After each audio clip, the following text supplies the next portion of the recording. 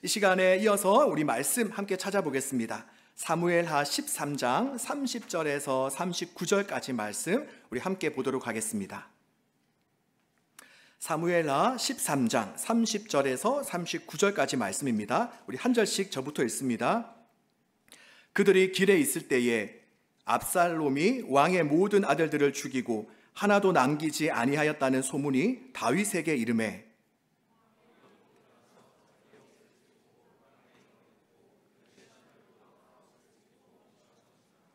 다윗의 형 시므아의 아들 요나답이 아뢰어 이르되 내 주여 젊은 왕자들이 다 죽임을 당한 줄로 생각하지 마옵소서. 오직 암논만 죽었으리이다. 그가 압살롬의 누이 다말을 욕되게 한 날부터 압살롬이 결심한 것이니이다.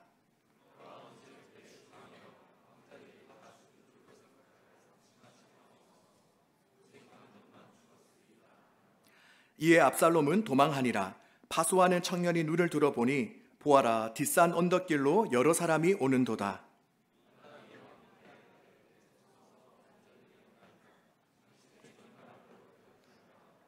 말을 마치자 왕자들이 이르러 소리를 높여 통곡하니 왕과 그의 모든 신하들도 심히 통곡하니라.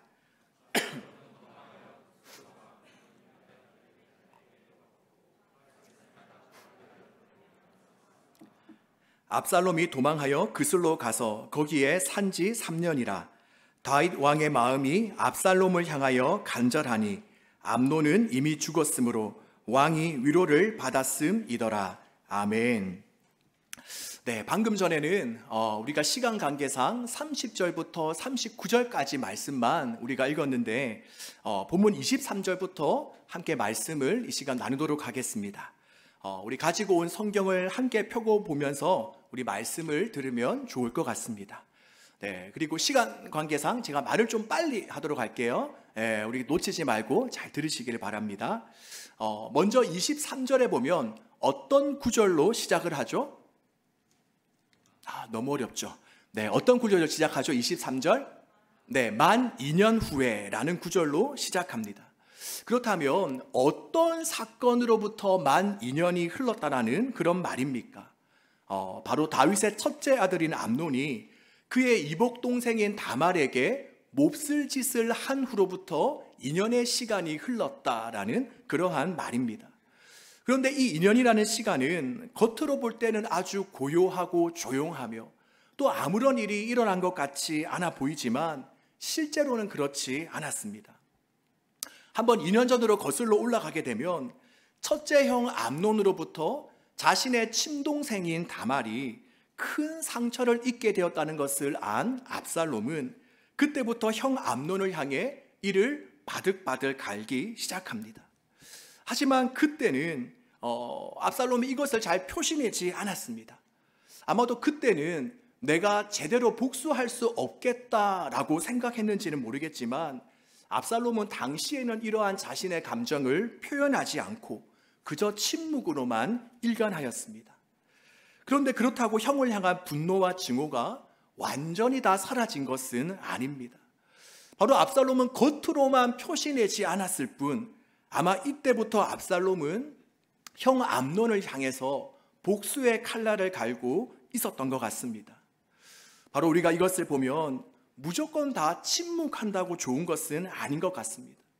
물론 우리가 침묵하면서 모든 것을 다 용서하고 또 사랑으로 덮으면 좋겠지만 그것이 안 되는 상황에서 어떠한 화해의 제스처나 또 용서의 가정 없이 그저 침묵만 지키는 것은 보다 더 위험한 일인 것 같습니다. 그러기에 우리가 오늘 이 시간을 통해서 우리의 내면을 한번 살펴볼 수 있기를 바랍니다.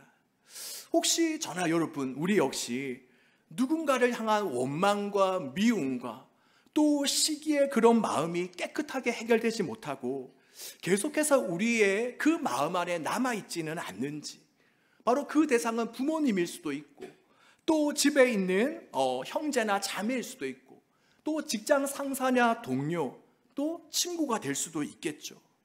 한번 그들에 대한 미움과 시기 그리고 질투와 증오가 혹여나 지금 이 시간 내 안에 자리 잡고 있지는 않는지 우리가 한번 살펴보았으면 좋겠습니다. 왜냐하면 우리가 해결되지 않는 그런 악한 감정들을 가지고 살다가는 언제고 그것이 크게 폭발하여 위험한 결과를 초래할지 모르기 때문입니다. 그러기에 오늘 이 시간을 통해 우리의 내면을 한번 살펴보며 그런 분노와 미움과 아픔과 그런 상처들을 잘 풀고 나아갈 수 있기를 바랍니다. 그래서 우리가 먼저는 하나님께 그들의 상황을 이해하고 또 그들의 잘못을 용서할 수 있는 힘과 능력을 내게 부어달라고 우리가 기도했으면 좋겠습니다.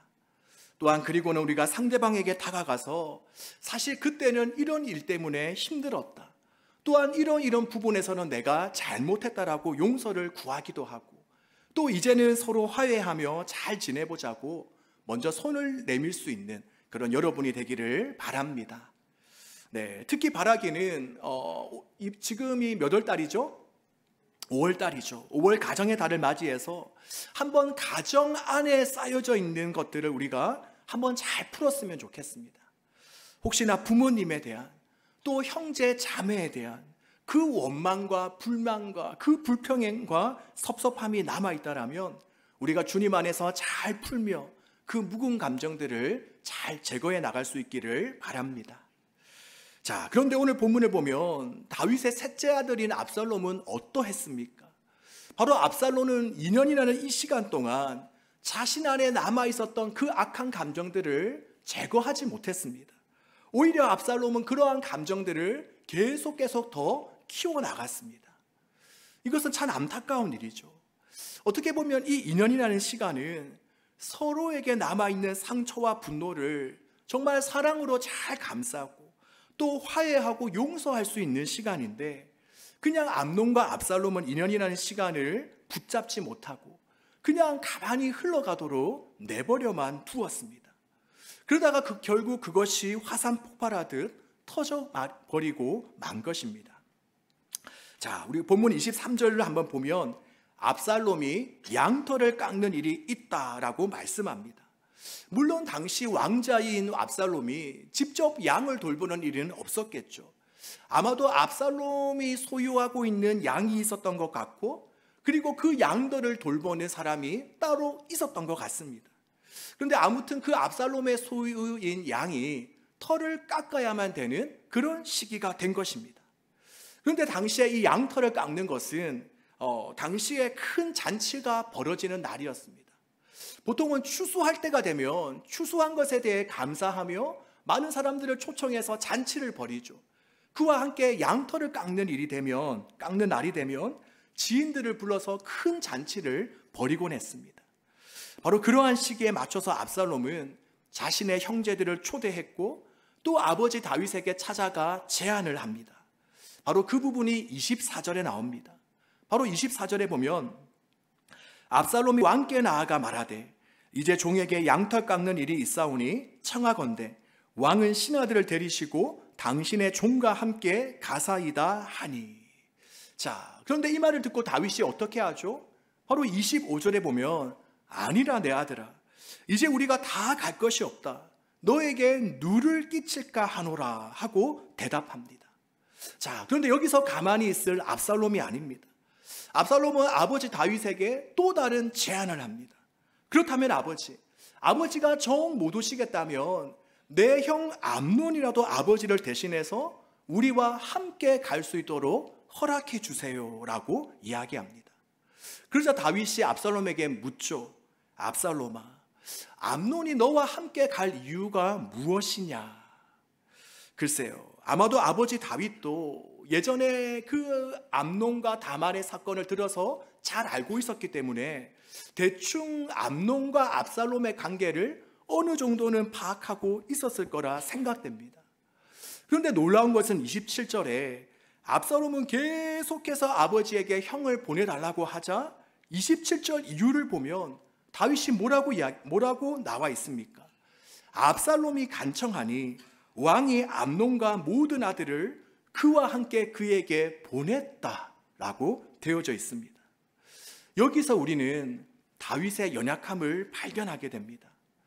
아마도 지금껏 사무엘하 말씀을 쭉 묵상하고 있는 분들은 잘 알 것 같은데 다말이 이복 오빠인 암논에게 성폭행을 당하게 된 원인 중 하나는 무엇입니까? 바로 지금 몸 컨디션이 좋지 않으니 동생 다말을 저의 집으로 좀 보내어서 저에게 먹을 것을 좀 주도록 하세요라고 한 그 암논의 요청을 다윗이 허락했기 때문입니다. 이렇게 다윗은 아들들이 요청을 하면 들어줄 것은 들어주고 또 거절할 건 거절해야 되는데 다윗은 마음이 약했는지 그렇지 못했습니다. 그래서 결과적으로는 다말이 암논에게 몹쓸 짓을 당하게 됩니다. 자, 그런데 오늘 본문에 보니 또 다윗은 어떻습니까? 아마도 암논과 압살롬의 관계를 알고 있었음에도 불구하고 이번에도 그는 압살롬의 간청을 거절하지 못합니다. 이렇게 여러분, 우리 모두에게는 연약한 부분들이 하나쯤은 다 있습니다. 어떤 부분은 아무리 사탄과 마귀가 건드려도 꼼짝하지 않는 부분이 있는 반면에 또 어떤 부분은 사탄과 마귀가 조금만 톡 하고 건드려도 넘어지는 부분이 있습니다.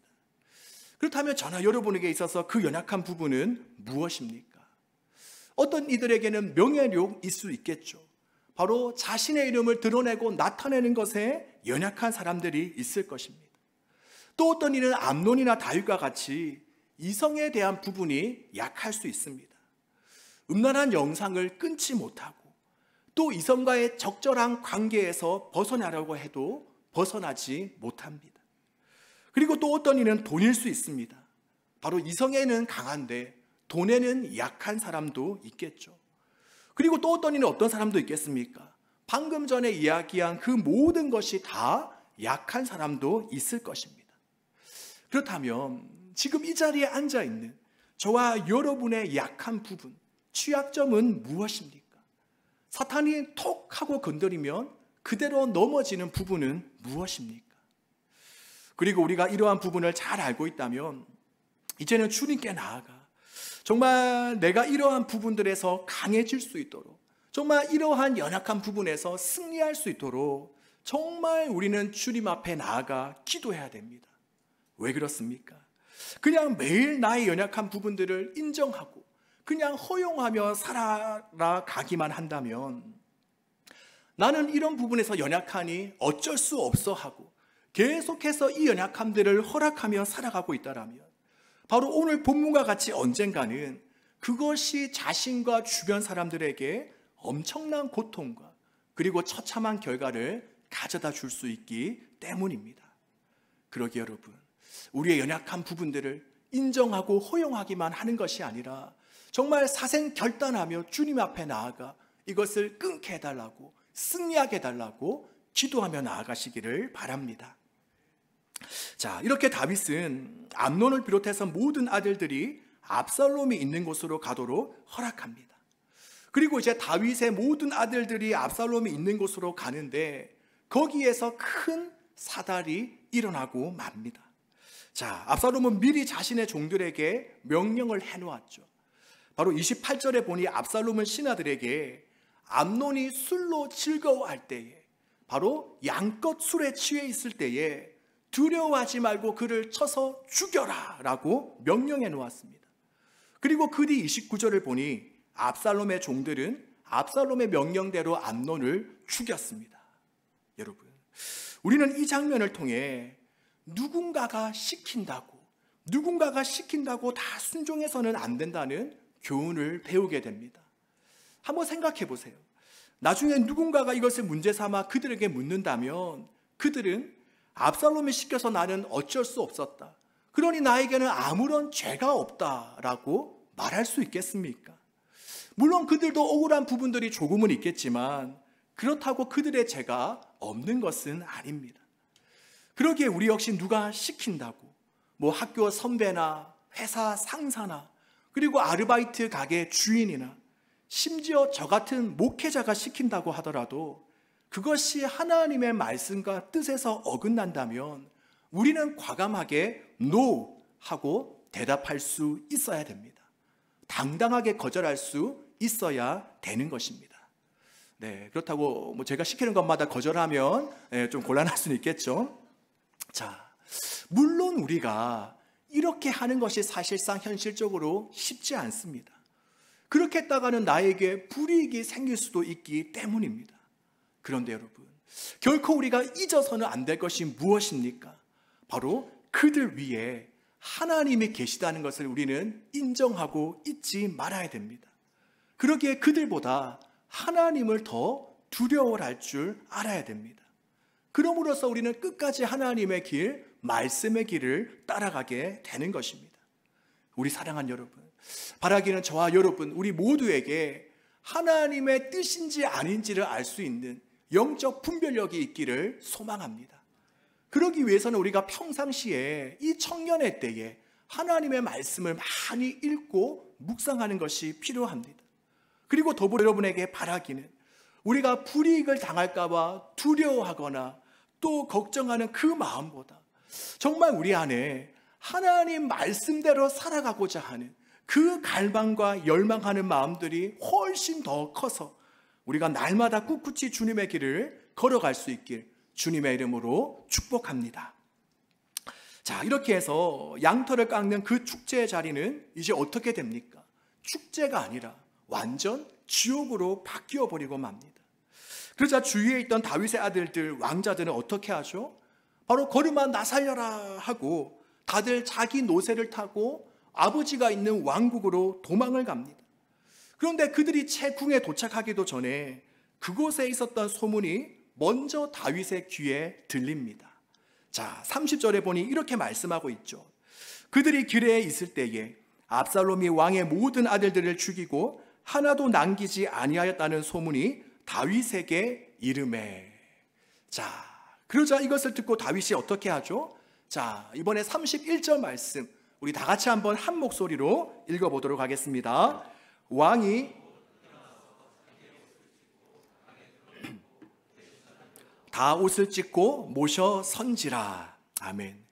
지금 다윗은 모든 왕자들이 다 죽었다라는 그 소문을 듣고 망연자실합니다.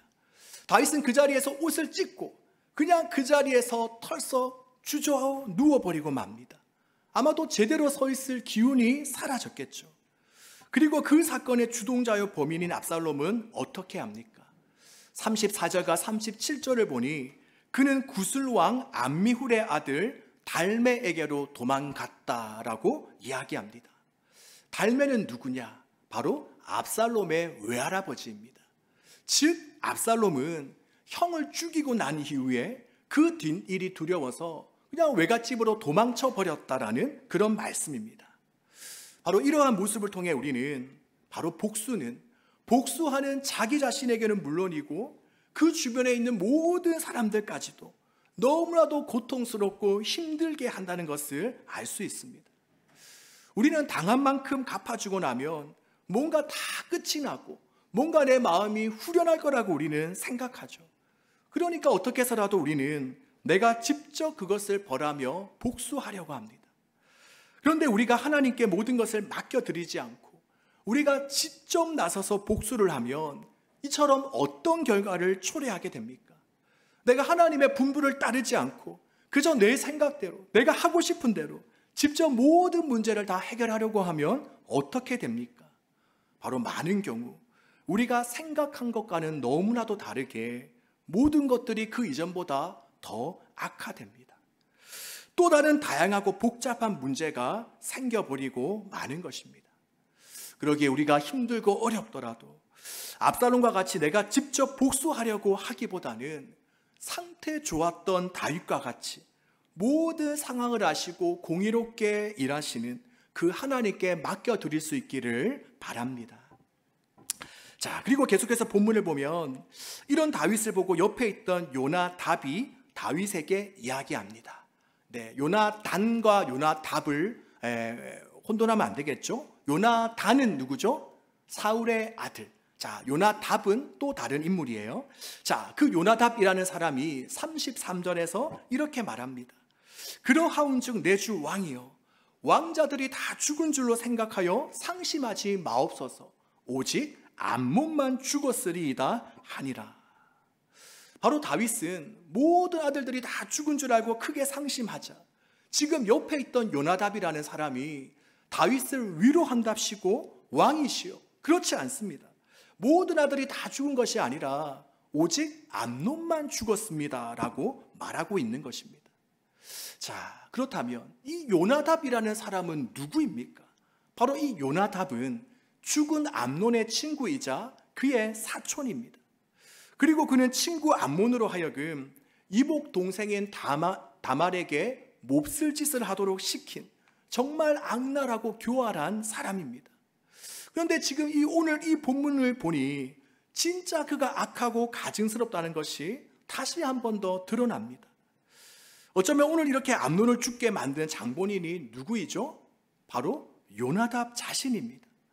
그런데 그는 암몬의 죽음 앞에서, 그 친구의 죽음 앞에서 눈물 한 방울도 흘리지 않습니다. 그리고 또한 그는 자신의 잘못을 조금도 뉘우치지 않습니다.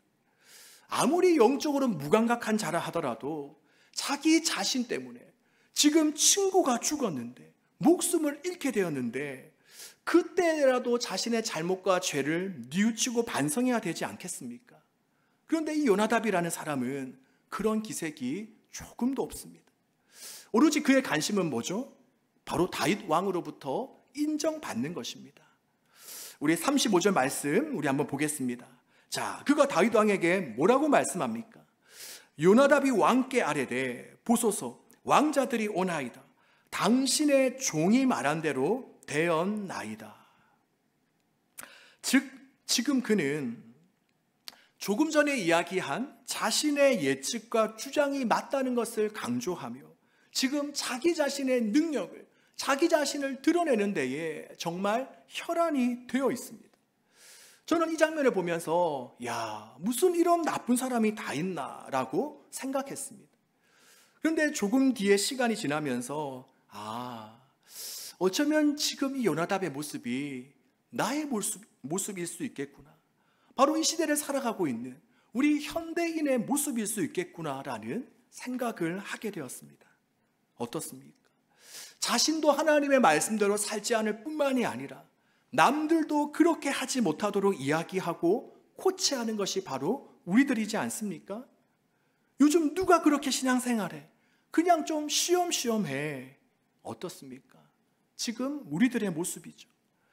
또 울어야 될 때, 가슴을 쳐야 될 때 울지 않고 가슴을 치지 않고, 그리고 남이 잘못한 티끌은 정말 기가 막히게도 찾아내는데 그 영적인 무감각으로 인해 나의 죄에 대해서는 조금도 인지하지 못하고 살아가는 모습, 지금 우리들의 현실이지 않습니까?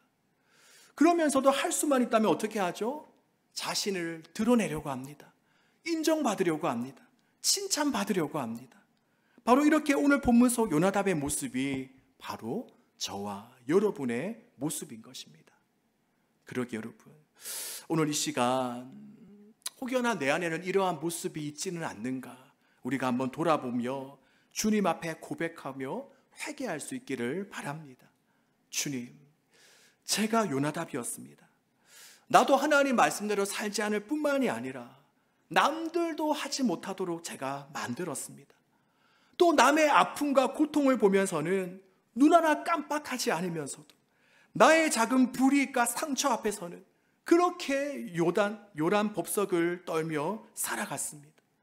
또한 나의 영적인 그 무감각으로 인해 나의 영적인 상황을 인식하지 못하며 회개로부터 멀어져 있는 삶을 살았습니다.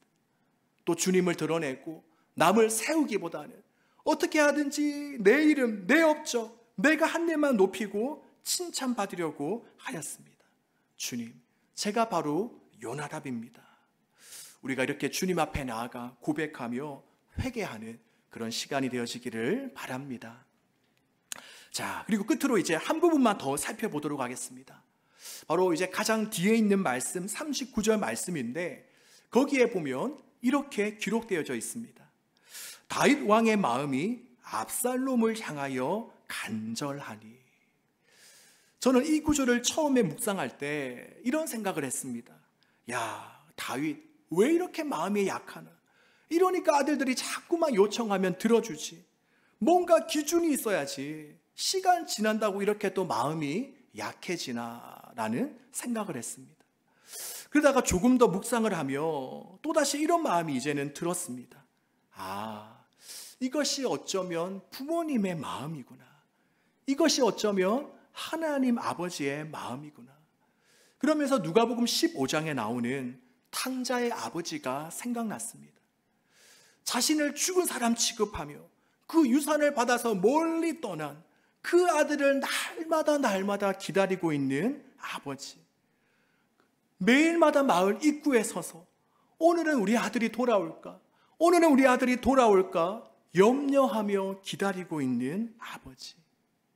어쩌면 다윗도 처음에는 장남이 죽었다는 소식에 모든 것을 다 잃은 것 같고 또 극악무도한 잘못을 지른 그 압살롬을 대해서도 화가 났었지만 아버지이다 보니까 분노보다는 사랑의 감정이 더 크게 일어나고 있는 것입니다.